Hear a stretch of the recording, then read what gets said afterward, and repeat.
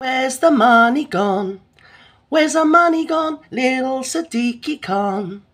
Woke up this morning and TFL was gone. Ooh, chirpy, chirpy, cheep, cheep, chirp. Where's the money gone? Anyway, it's enough of that. Where did the money go?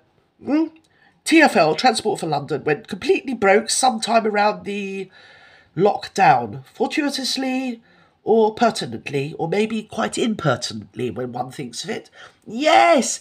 And since then, he's been pushing this ULEZ report thingy that says that everybody's got to pay £12.50 if they leave their house in their car, or something or other that we all give a fig about for a change. Yes, we do, because it's all hooky, and he's been told enough times, and obviously he was paying the scientists to come up with the report, and they told him it was a load of old nonsense, so he sent it back to them, and they said to him, what do you want us to write in the report? So he said, I want you to write this, so they wrote in the report, and now everybody's got to have ULEZ. But the thing is, what I need to say is, where has the money gone? Nobody knows where the money's gone. It's just like, oh, don't look over here, look over there. Transport for London went bust. Why, oh why, oh why? I mean, it's only taxpayers' money. I mean, no one gives a hoot about it, do they? Do you get me, capiche? And so now, you know they're going for another cash grab, aren't they, of the taxpayers? So it's just another tax in it on top of your tax, your road tax and your bleeding income tax and your car tax and your every other tax they can think of, tax on your petrol, your diesel, all this, that and the bleeding other. Where he gets ferreted around the whole place, doesn't he? Yes, he goes everywhere in a bleeding motorcade, doesn't he? Yes, he does. On the taxpayer's grift. Of course he does, because he doesn't care. He's little Sadiqi Khan. I think he should resign. I think it's a splendid idea. And he should do it forthwith. Yes, he should. Anyway, let's hear what Mike's got to say. I do like Mike. Yeah.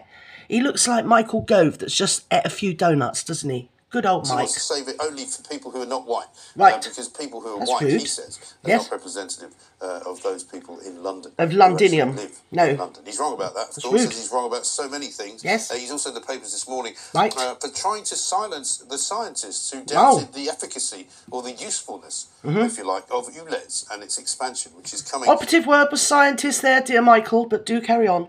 in just over a week's time. Let's talk to Peter Fortune, Deputy Leader of the Conservatives and London Assembly Member Yes. for Bexley and Bromley. Peter, a very good morning to you. Good morning to you, Mike. I mean, I scarcely know where to begin this Well, morning. nobody knows where to begin when it comes to him. Website. I don't know how he gets away with it. It's like ups, down, ins, out, black's white, white's green, isn't it? Nowadays, everything that's I was brought up with, you know, the right and wrongs of things. It's just like, where has the money gone? Oh, never mind about that. Let's just invent something else and bleed the bleeding Londoners even more. I mean, it's working class people that are going to get hit the most, isn't it? Because most of what you call the media and political class get moved around on expenses, don't they? Which are paid by their firms or the government, which is, you know, funded by us lot. So it doesn't really apply to the knobs. It only applies, well, there'll be stuff this winter when their boilers don't work, and the plumbers can't get to them because it's £12.50 every time they go out their front door. And this guideline that he's got for... Mike's very sensible. He lives down here, you know, in Sussex, I'll have you know. To suggest that white people are not representative of London is Yes. quite shocking. He hasn't, to Of course my it's knowledge, shocking. made any kind of statement about it. It's like saying, oh, so-and-so's not representative of Birmingham, or Scottish people aren't representative of bleeding Edinburgh. It's a load of old hooey. I've asked him to come on the show here. Of course, we haven't heard back. He won't never go. What did you make of it? And So to your knowledge, has he said supercilious. anything about it? To my knowledge, no. No. This is not a subject Well, he I know won't. a lot about. I read some of the reports in the newspaper yesterday. Because he's so far up himself, it's a wonder he's not polishing his own tonsils. I think that the Mayor's office put out a response saying that it was written by a junior member of Yes. staff. I mean, I don't think... Written by a junior member of staff that was a scientist that they actually contracted to write it, but then got it wrong, sort of thing, because they got all the evidence together. And the outcome wasn't what he liked, you see, VTubers. And after all, it doesn't matter because it's not his money. You know, he's got a cash cow. It's a massive, great big cash cow. And it's called us lot, the Londoners, people that have to travel in and out of London to work or live in London, or have the misfortune of even knowing anything about London. Do you know what I mean? Capiche? Anyway, come on. Think that Poor old London. That's credible. We can do so much better. And don't you think it's affected... Sorry, mate, you're lovely. You're wonderful. Who are you? something or other, Mr. Fortune. Oh, maybe it's a fortune teller. Yeah, if you're a fortune teller, what do you see in the future for Sadiq Khan? Because I see him walking through the door and hoping it doesn't hit him on the bot on the way through. Do you get me?